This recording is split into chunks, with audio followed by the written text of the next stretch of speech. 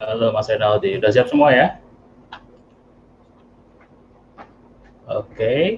I will introduce you now, and then you should have like probably some proper introductions to the audience, and then you will share your screen, and then I will change the layout to the presentation layout. Okay. Okay, sounds good, Lutfi. Thank you. I've already started sharing my screen as well. Okay. So we are going to start now. Okay, nice to meet you again, everyone. If you are in room one as well, my name is Lutfi Zuhri, and I will be your moderator again for the last session in this room today. We have Renaldi Gondosubroto as our speaker. Renaldi is the founder of Grass Studio. He is a developer advocate, innovating and striving for the development of more secure code and infrastructure by pushing forward best practices for developers. His talk is a look into designing and implementing PyTest, testing in AWS deployments, and how to utilize the relevant services in the cloud environment to work with it. If you have any question, you can ask through Hopin. Then they will answer your question in Q&A session. So without further ado, let's give a round of virtual applause to Renaldi Gondosubroto. Hey, Mas Renaldi, please. Okay. Thank you, Lutfi, for the introduction. And thank you also for PyCon Indonesia for having me. So hello, everyone, as well. I hope everyone's having a great time so far at the conference. And I hope you're enjoying this very engaging talks. So I'm Renaldi, and I'm going to be giving the talk, Developing More Secure Testing on AWS with PyTest. And I'm more than happy to take questions, given the time at the end. And please feel free to give questions either in Indonesian or in English. I can answer in both languages if necessary, depending on which language the question is in. So a bit myself before we start off. As introduced by Lutfi as well, I'm founder and developer advocate at Grass Studio. I'm 10 times AWS certified. My personal field of interest is within security practices, such as within penetrating testing, intrusion, and other related security best practices. And on the side, I do stuff like running meetups. I run a couple of meetups in Melbourne, since I'm currently based in Melbourne, based on new technology. I run hackathons on the side as well. One of these examples was HackerNest Fish Hackathon 2018, which I run back in Jakarta in Indonesia. And I also give TED Talks. I've been giving TED Talks for the past 4 years. I've been involved in the open source community, advocating for best practices in regards to many different topics, including cloud solutions, security practices, and much more. And I'm also a big VR tech enthusiast. So the agenda for today will be, first, we'll be looking into understanding the context of what we're basing this talk on. Afterwards, I'm going to be going into the pipeline architecture, what to expect from AWS pipelines, essentially how you can choose to be able to craft the perfect architecture for your pipeline to be able to suit your current needs. Designing PyTest tests for cloud and how to simulate them locally. Because, of course, one of the biggest challenges with AWS, if you're simulating on the cloud, is that you always have to connect your tests to the cloud first. You always need to deploy the tests first. You also need to run them online. Essentially, we have a way around that. I'm going to be talking about it on how to do that locally, essentially simulating the services as if it was running on the cloud. Afterwards, I'm going to be talking about how to get reports to be able to iteratively develop our tests, to be able to compare a set of tests, the test suits that we use, and what we managed to get out of the whole experience overall. And finally, I'm going to be wrapping up. So essentially, this will be the context of what we're basing our PyTest tests on. Serverless testing. Essentially, we want to be able to build apps that are based on serverless, the serverless kind of scenario. And in this particular example, I'm going to be basing out examples based on developing a particular web application. And that is going to be the context that is essentially going to be the main point that is made from this particular talk, and based on the particular examples that will be given in this talk. So when we talk about cloud testing, it's quite different compared to usual testing, compared to usual local software testing, essentially. When we're talking about the cloud, we need to be able to consider much more than just normal testing. And some examples include how do we choose to be able to design flexible, scalable, and automatable tests? Essentially, how we choose to be able to scale according to our requirements. Because one of the big advantages of the cloud is that we are able to scale easily. And this is particularly an example in regards to AWS, because we are able to scale accordingly. And if you've used AWS, you've definitely experienced with services such as EC2 and DynamoDB and much more, because it's very scalable and it's flexible in that sense. So essentially, when we design our testing cloud for the testing for the cloud as well, we need to be able to design for this. And we need to be able to just design tests that can be automated, essentially. Design tests that are able to run whenever and wherever, essentially, and easily run according to your requirements. And you need to have the ability to input credentials and test with endpoints, because that is essentially one of the biggest challenges when we go with AWS. Being able to input credentials is quite a task compared to normal testing. Essentially, we need to be able to understand how to be able to retrieve those credentials as necessary and test the endpoints and test that essentially the services do work and that we're able to get the services to communicate one with another, because that's essentially the whole point of the cloud. We need the service to be able to communicate with one another, and that's also going to be one of the biggest challenges essentially when we do cloud testing. And finally, how do we mock? Essentially, mocking in this case means how can we essentially test locally, because we don't always want to connect to the cloud to be able to do all our tests. Sometimes we also want to just test simple stuff locally. And that's going to be also one of the requirements. How can we simulate that locally? For hosting PyTest scripts, we are able to essentially have different options. One of the options is placing it in S3 as a script. We can also place it in a particular repository commit, and which is the scenario that we focus on in this particular talk. And in the repository, it could be stored on the cloud on AWS's repository, or it could be stored on, say, GitHub or GitLab. Essentially, it could be run as part of that pipeline that way.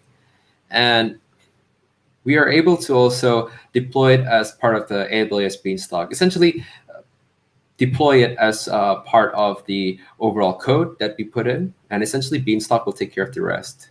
And if you're already familiar with AWS Beanstalk, it helps a lot as well, because it helps to be able to really put through the requirements as well, because Beanstalk essentially lets you let them do the job. So it makes things simpler if you deploy through Beanstalk.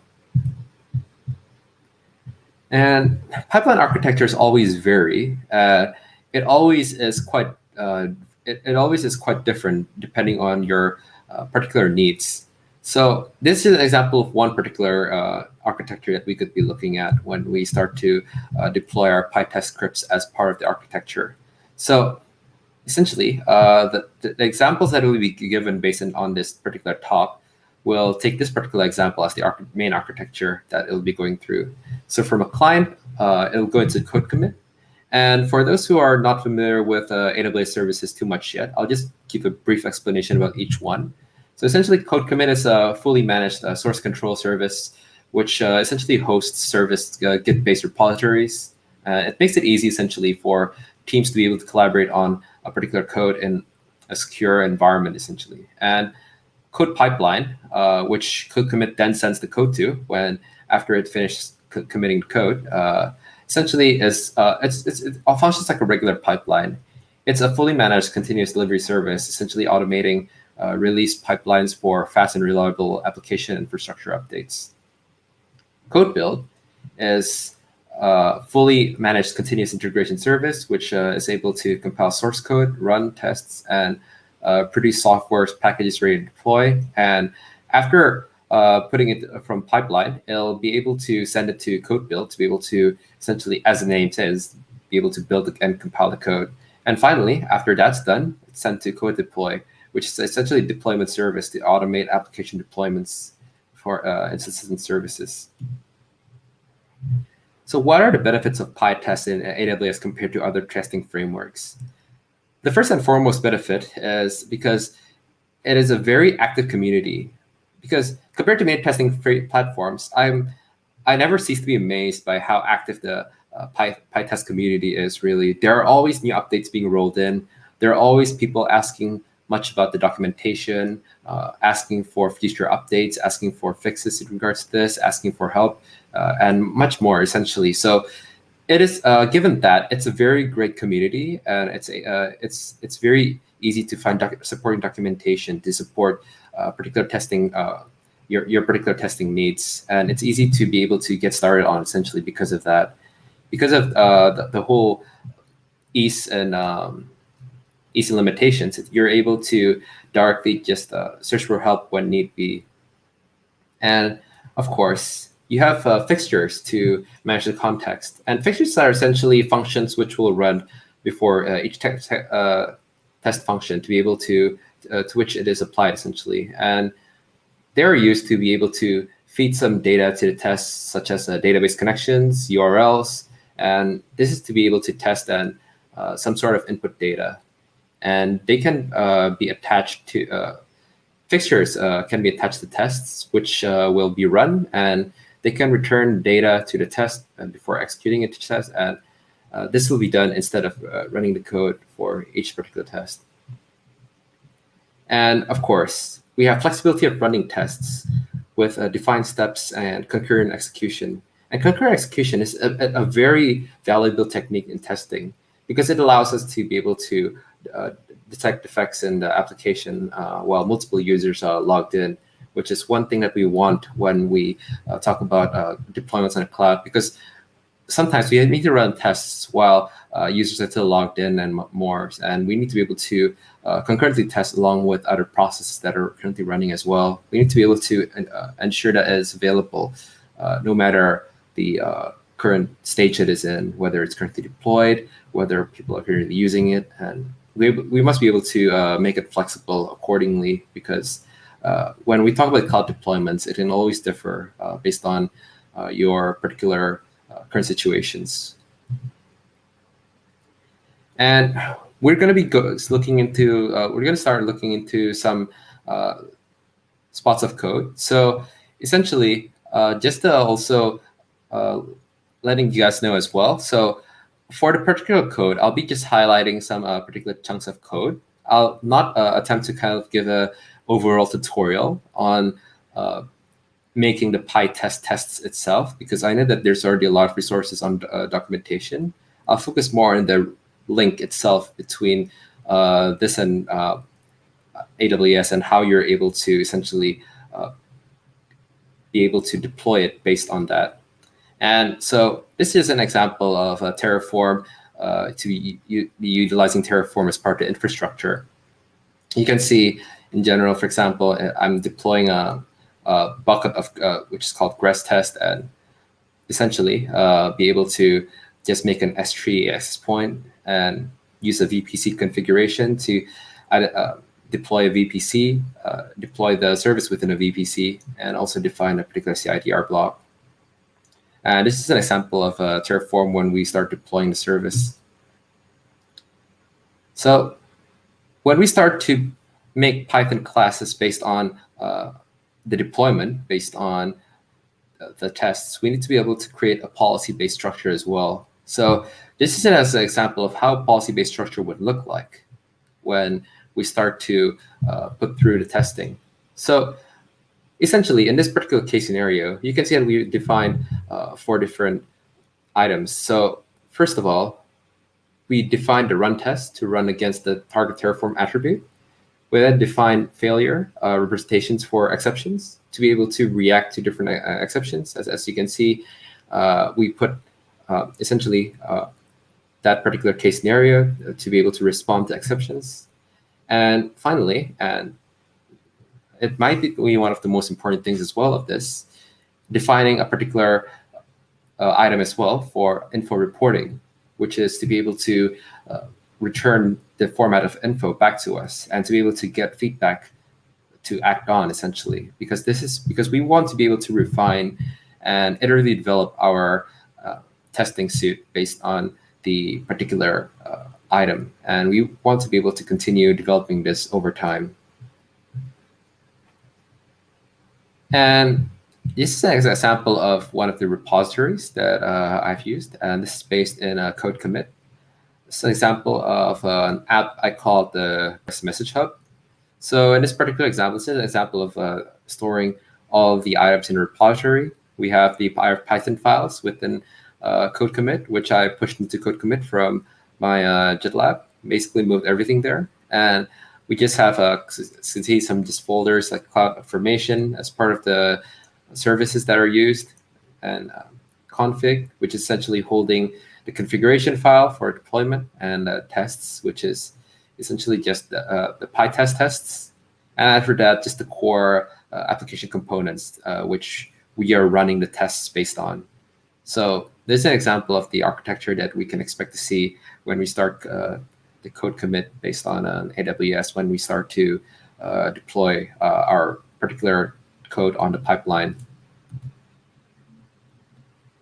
When we design PyTest tests, we always need to be able to ensure 3 different items. And these items are reliability, sustainability, and anytime, anywhere. So reliability in this case is essentially being able to reduce the probability of a component to that it actually returns a failure. So we want to be able to reduce the possible amount of time that can actually return a failure, the possibility that it can return a failure. We essentially want to make it return successes as much as possible. And next one is sustainability. We want to be able to ensure that our code can be sustained no matter the cost, essentially, and essentially ensure that it can be sustained according to your current requirements, and it can be used for a long period of time. When we design tests, we just don't want them to be a one-time thing. We want them to be something that we can continually use and further improve and essentially integrate with more testing suits when necessary. We just don't want to discard it just like that. And finally, anytime, anywhere. We want to be able to design tests that can be run easily and anytime, anywhere. And as part of the cloud requirements, as I mentioned before, this is a very important thing because we want our tests to be able to be run according to your particular needs. And because sometimes when we run tests, we could be running tests in a particular location that we may have not yet been used to, and we need to be able to adapt flexibly based on that. And in this particular case, I'm going to talk also about the 3A pattern. And the 3A pattern is essentially a pattern for arranging code in the context of unit tests. It's a pretty established pattern in the Python community, especially the PyTest community. So it's 3A is essentially arrange, act, and assert. Arrange is essentially being able to arrange all the necessary preconditions and inputs for the particular tests that are run and the particular items that will be tested on. Act as in act on the object or method that is currently under testing. And finally, assert, being able to assert that the expected results have already occurred. Essentially, that's how we want to conduct our tests, through this particular 3A pattern. And this is how we'll be engaging with the particular tests, and we'll be making the tests. So this is another sample test for a database. As we can see this in this particular case, it's for DynamoDB. And in this particular case scenario, will be essentially this is particularly a Lambda handler to be able to handle an event from SQS, for example. And SQS is essentially just a message service that is part of AWS, which essentially sends the message in queues.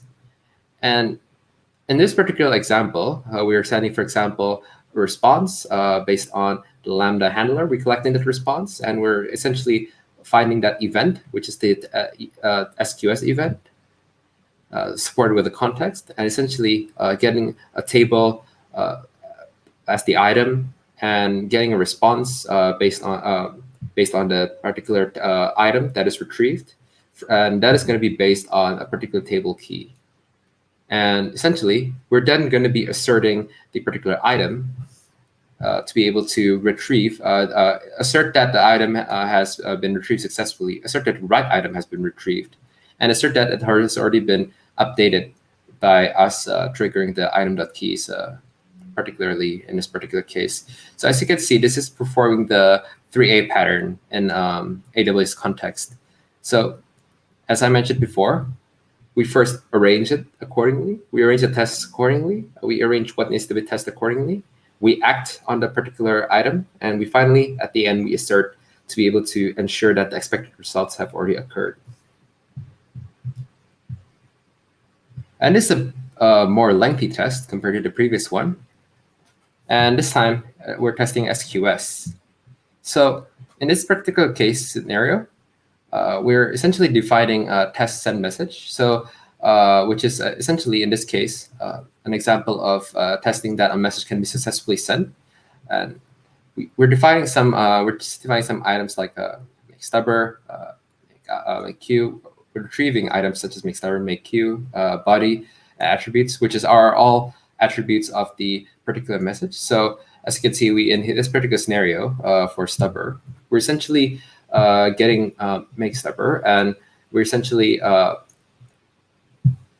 trying to be able to get the wrapper that is around the particular SQS meta client. And afterwards, we're basically testing that the particular message ID can be sent. And that's how we eventually test for a response in the end. And essentially, this will be able to help us test if a message is successfully, and essentially return the message ID each time that we send this. And you can see this by the fact that we're trying to assert for a response at the end. We're trying to retrieve a message ID at the end. And essentially, we can return a pass or a fail based on that. The second test is essentially just a test to be able to delete messages that currently do not exist. So in this particular case, we define another particular stubber for this, which is essentially allows us to stub out requests, so we don't need to be able to hit an endpoint to write out the particular tests. And essentially, it allows us to query as well along the way. So in this particular scenario, we're basically, from the queue, we're getting the particular SQL stubber. We're also feeding it in the wrapper as well, and we're trying to feed the message as well. So afterwards, we're essentially testing. We're able to test this way that message that don't exist are deleted. So with this, at the end, we then are able to be returned a response fail if a message we don't see any messages. And also, we want to test that all is returned failed, essentially, based on the failed code that the receipt handler is invalid for the particular response code if they do not see any messages within the particular queue. And this is a test example with Fixture. So when we use Fixture, we are able to further essentially test, as I mentioned before, to be able to test different cases more easily. And we are able to attach it directly to the particular case instances in this particular case. And in this particular instance, we're able to run essentially these functions before each test, essentially before it is applied. So in this particular case, we're defining an S3 stub, and we then use stubber again to be able to essentially retrieve from the S3 meta client. We then yield stubber, and essentially it then asserts that there are no more pending responses. And afterwards, we then define a particular object response as well. So in this particular object response, we then create another S3 stub, which are based on a main object, and essentially show that what are the expected parameters that we need to be able to get the particular bucket and key according to within S3 according to the particular test. So in this particular case, we then finally return the result and finally assert the result. Now comes for the scenario of local testing. So some of the tests that were done before in the past slides as well were also part of Modo. Essentially, we can create a stubber from Modo to be able to simulate these particular tests. So in this particular case, it's essentially a Python library to be able to mock AWS services, and you can simply use it by adding mocks and add mock, and then just putting underscore in the service, or what essentially just putting the name of the service that you currently want to have tested.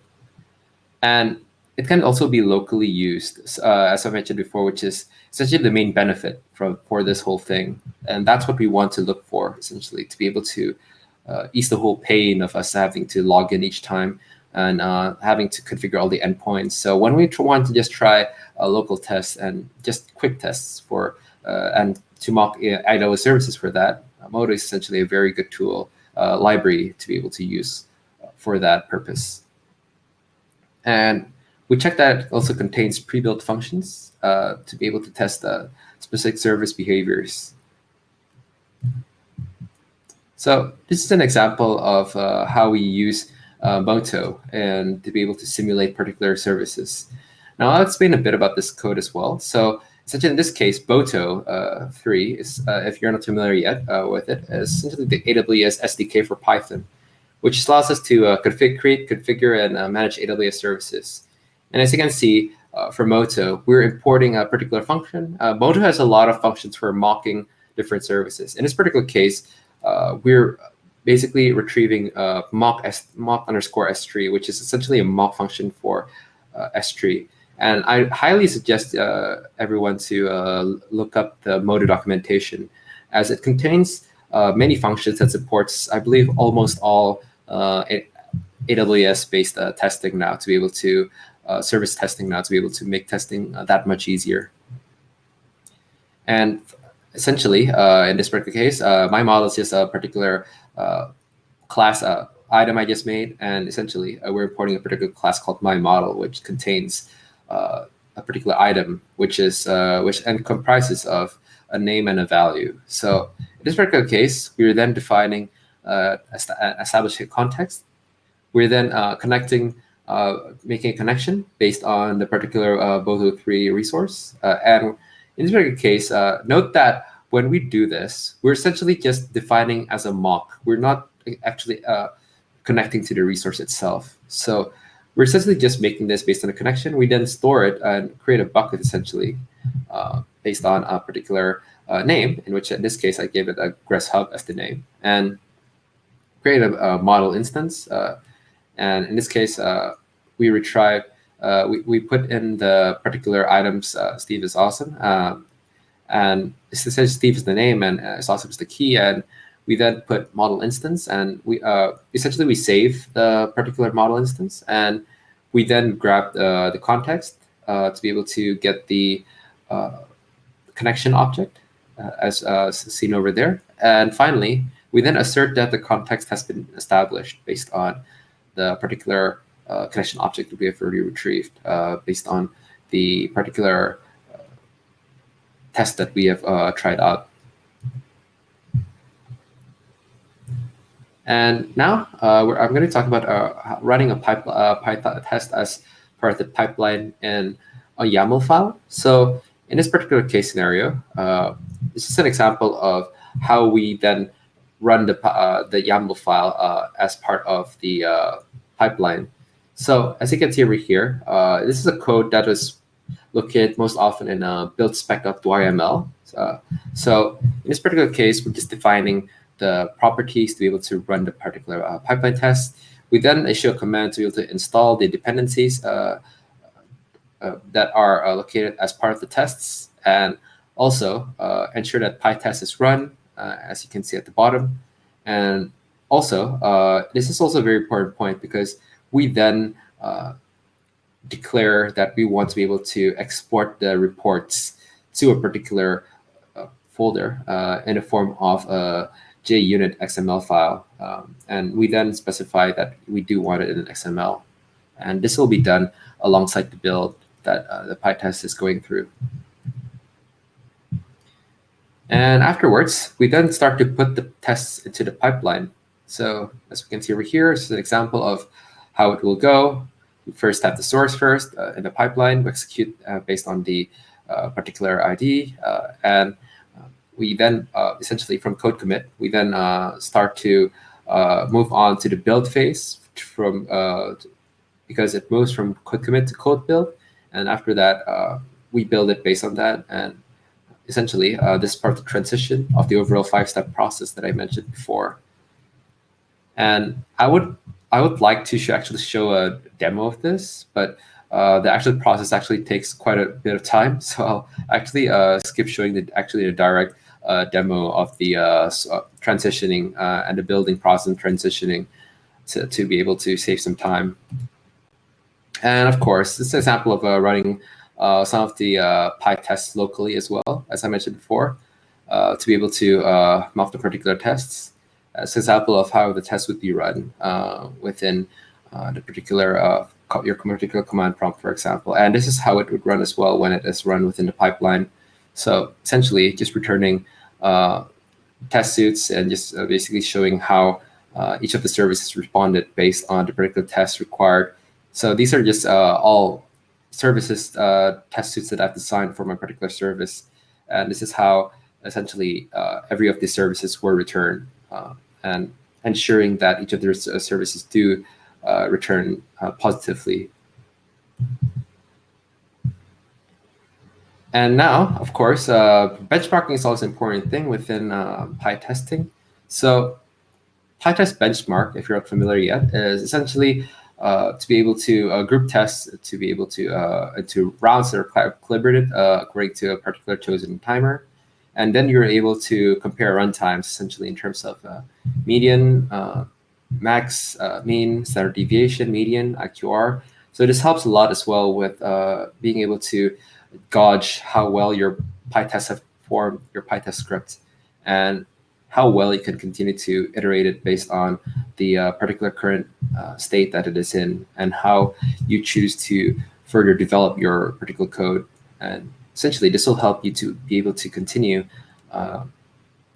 basically iterative development on the code and measure how should I reduce a particular test, or should I optimize a particular test? Should I optimize my code better?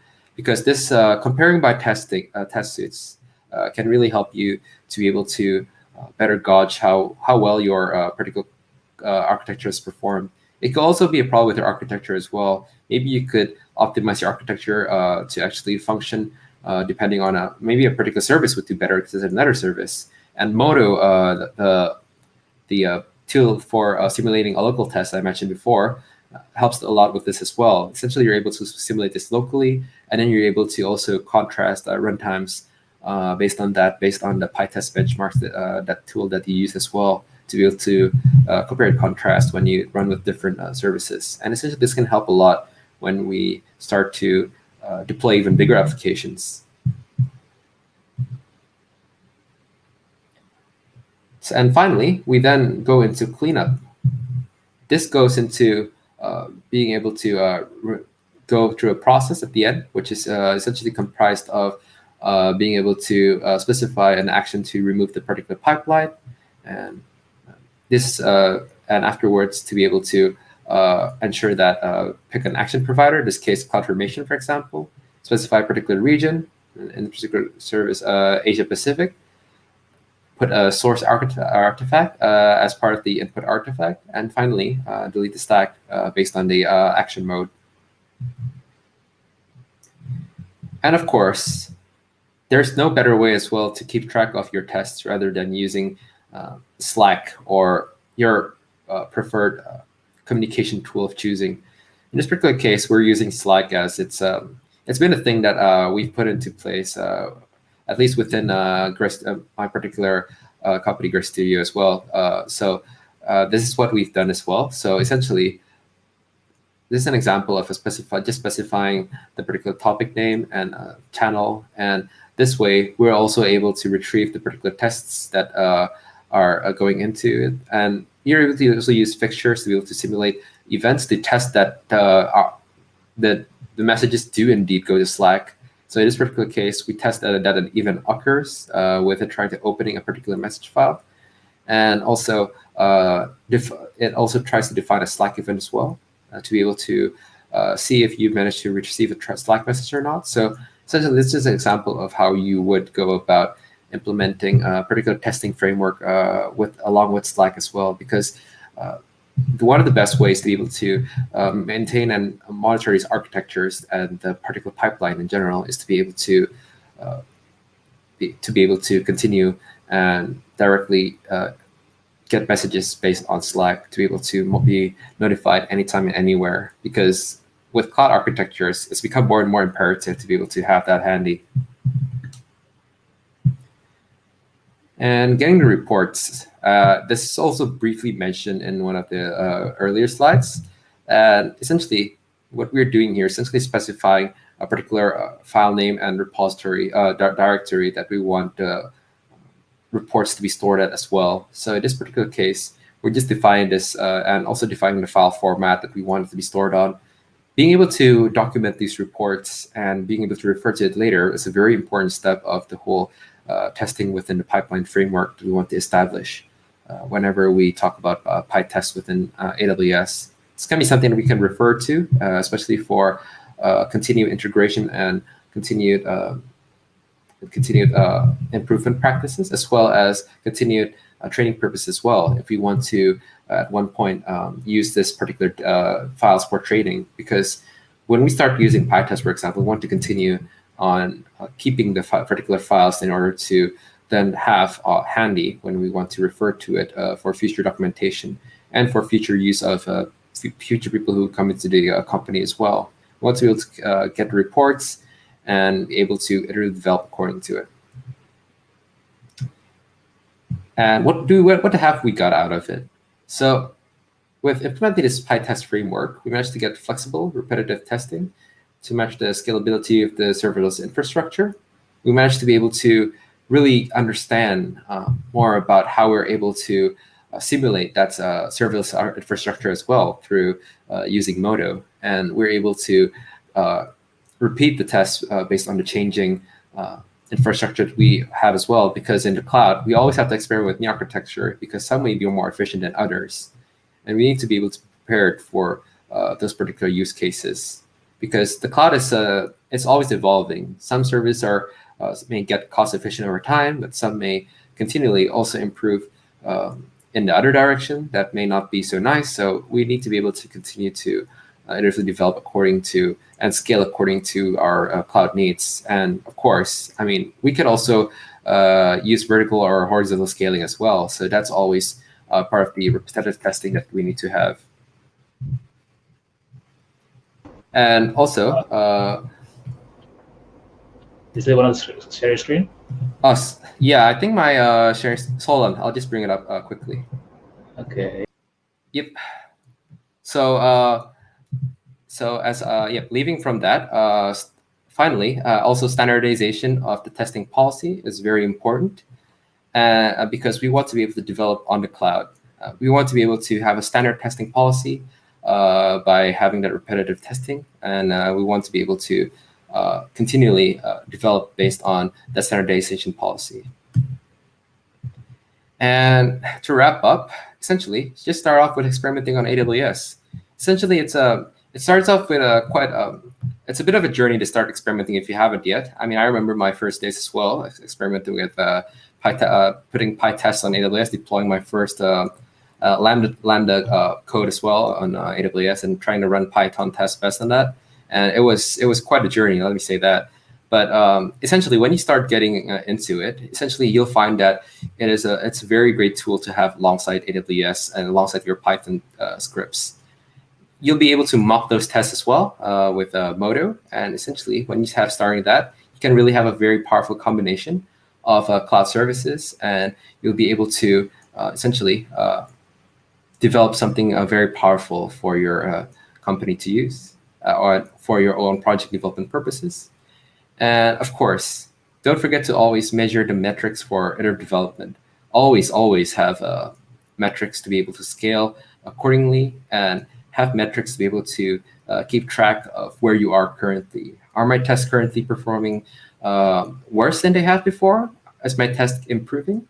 All these needs to be obtained across the development journey, and especially because you want to be able to continually improve, and you want to be able to continually use this as part of your company infrastructure or your project infrastructure.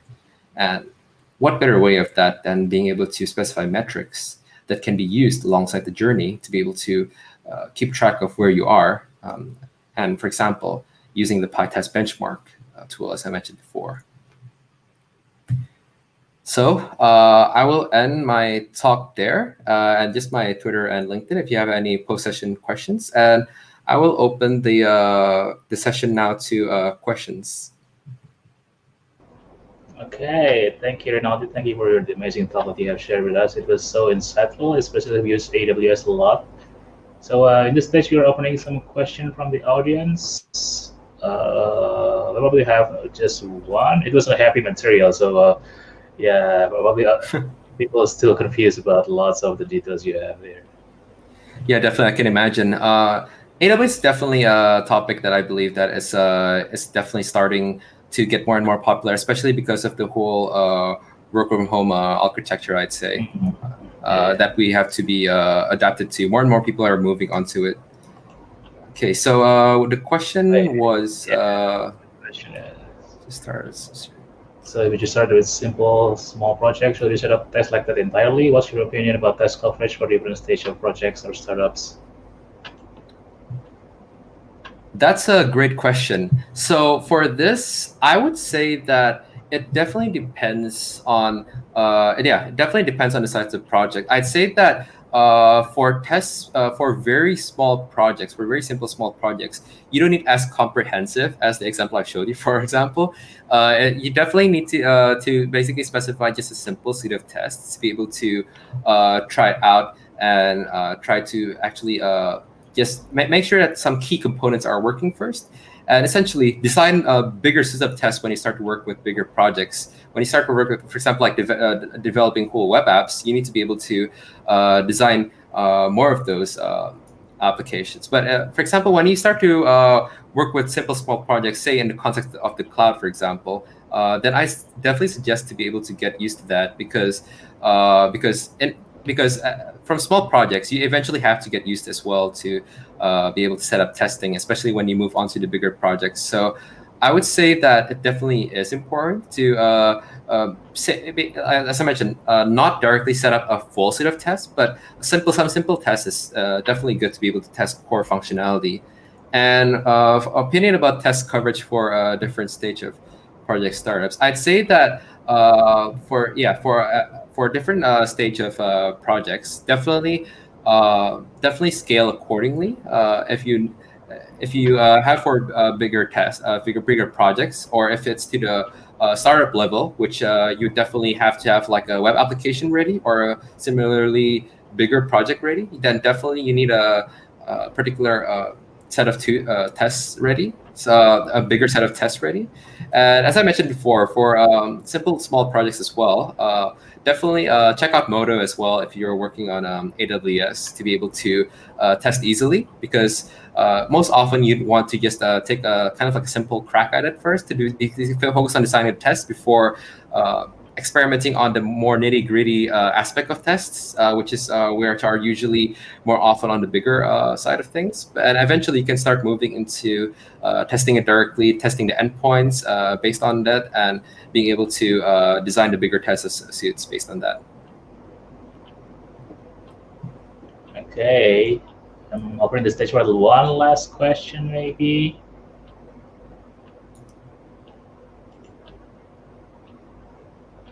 Okay.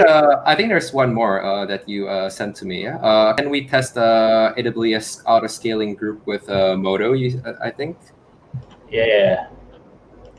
Yeah, I believe you can.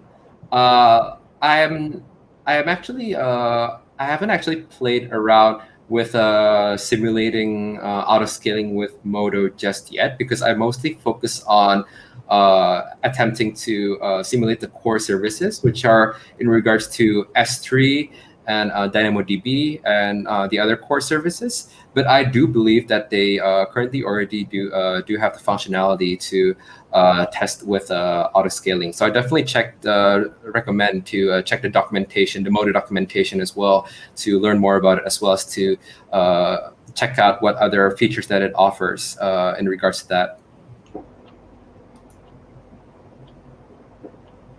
Okay, no other question. All right, that was an awesome session. Unfortunately, we ran out of time. Thank you so much for your Renaldi, and also for all you participating in this session. Allow me to close this session and see you soon in another session. You can contact and probably mingle with Renaldi in the networking session. And I'm closing the session now. Thank you, and bye bye everyone.